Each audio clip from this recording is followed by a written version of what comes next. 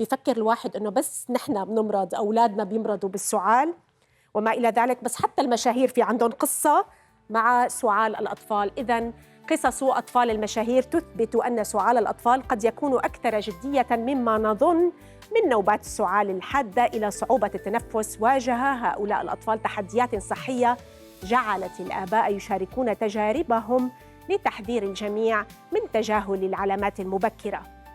هل تعرف أن ابنة لتيشا غريس تعرضت لنوبات سعال شديدة وصعوبة في التنفس ودخول المستشفى بسبب التهاب الشعب الهوائية عندما كانت رضيعة، ما جعل والدتها تشارك القصة لتحذير الآباء من تجاهل الأعراض المبكرة.